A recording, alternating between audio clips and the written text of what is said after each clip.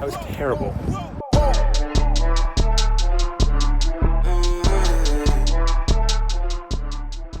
Welcome back to AI Made Me Do It, where I ask an AI chatbot to give me a new skill to learn every week. No prep, no excuses, no experience, just me trying not to embarrass myself. Hold on tight, because this week AI told me to learn how to throw and catch a boomerang.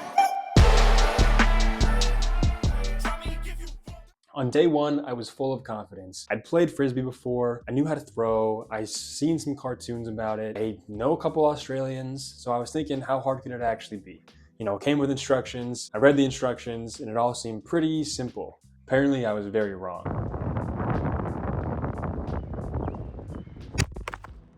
Day one was just flat out embarrassing.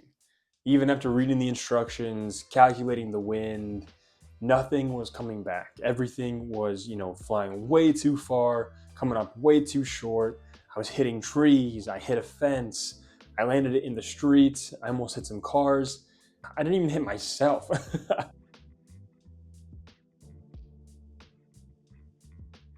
I think it's in the street. One sec, I gotta go grab that. I definitely had my work cut out for me. Oh yes. Oh yes. Oh, no! Hey, you saw that though. On day two, I had absolutely no reason to feel confident after what I accomplished on day one. But, the park was empty. It was a beautiful evening. There was hardly any wind. I felt good about it. There was this gut feeling that I had that I was gonna get it. And I did. Yeah, I had to run 20 to 30 yards to go chase it down and catch it, but I still caught it, and no one could take that away from me. After making a good catch on day two, day three and four were focused on me trying to get as close as I could to catching it without moving. Wherever I threw from, that's where I wanted to catch it. But obviously, that's a lot harder to do when I'm still running 20 to 30 yards to actually go get the dang boomerang. So I turned to ChatGPT, I turned to Google, tried to figure out what was wrong with either me, my boomerang, the wind, the throw direction. And so I did a lot of experimentation with, how I'm gripping it, how I'm actually turning my wrist over when I'm throwing the boomerang. And I changed a lot of things to figure it out, and I was getting closer. Not on day three. Day three was an absolute bust, but on day four, I started making some really good throws, some really close catches that were only a couple steps away from my initial throwing point, and I was stoked. Things were looking really good, but as I kept experimenting, I ended up throwing the boomerang way too hard. It went sky high and then plummeted straight back down into the street, and it snapped in half. I had to put the challenge on hold until I could find a new boomerang. And this time, instead of ordering a boomerang that was, pretty nice and $35 made out of wood, I opted for a little bit of a cheaper, yellow, so it's easier to see, and plastic boomerang, so that it's hopefully more street resistant. But on day five, I was able to finally test my new boomerang, and I felt like I made a huge mistake switching it up. Nothing was landing, everything was going short, I couldn't figure out how to throw it. It just did not feel good. It was way different of a feeling, and I couldn't figure it out. But by pushing through, by persevering, by continuing to fail over and over and over again, I actually got the closest that I ever had with this new boomerang. Apparently I did something right, and day five was a success. After coming off the high of day five, I felt like day six was gonna be perfect every single time. I knew what I was doing, I knew how to throw the new boomerang. For some reason, I felt like I was ready to do some trick shots. So there I am, thrown between my legs, behind the back, trying to go around trees, and I ended up spending the first part of the day trying to get a boomerang out of a tree. Not the best start. After the mixture of being frazzled by the failure, being hot and sweaty, trying to fight off mosquitoes,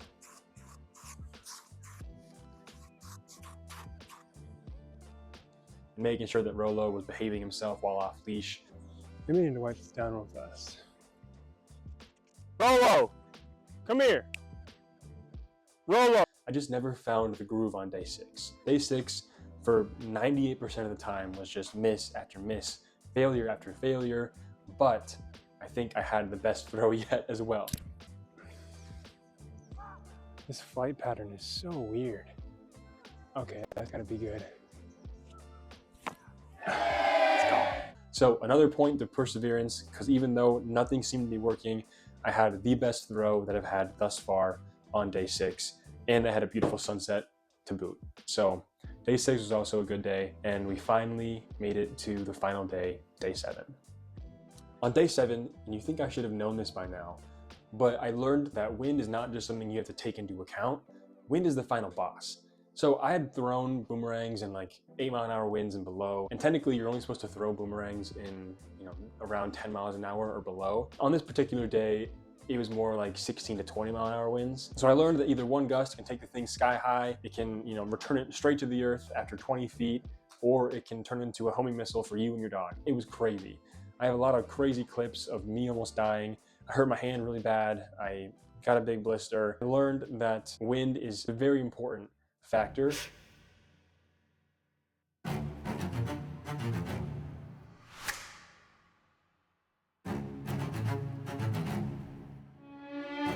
Oh wow, that came out of nowhere. Where did that come from? Where is this wind? Oh my gosh. Oh my gosh, I don't want to catch it. Oh my gosh.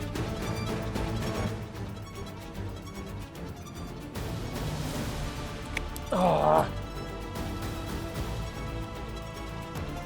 Oh.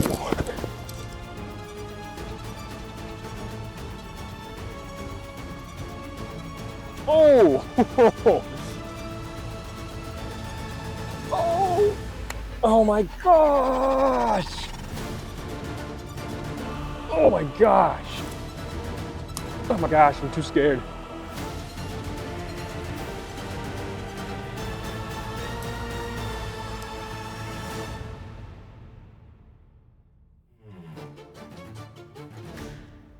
That works. Even though I ended day 7 on not the highest note because of, the weather conditions, I had so much fun with this challenge. I'm gonna keep throwing the boomerang, keep playing catch with myself.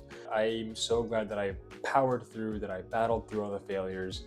I learned that you can, learn to throw and catch a boomerang in a week, and also playing catch with yourself is pretty fun. So I'm gonna keep my boomerang. I'm gonna keep throwing it. I'll take my dog for walks, go to the park, I'll bring it with me. And I'm excited to continue to get better at it, even though the 7-day challenge is done. It's something that I'm gonna continue to do. And one last thing. It's always fun to see the shots that work, but people won't always see the 500 failures before that. Learning something new, anything new, regardless of what it is, it's always awkward at first. There's always a lot of failures.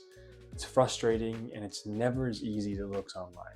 And what I'm learning while doing this series is that progress doesn't happen because you're naturally good at something. It happens because you keep showing up, you keep persisting, even when things suck and even when things aren't going your way. And eventually, through all the bad throws, you get that one that's perfect, and it makes all the misses worth it. So I want to encourage you, if you're in the middle of the suck right now, keep going, keep persisting, keep showing up, keep battling through failure, because breakthrough doesn't happen before the struggle, it happens because of it. Bars! Bars!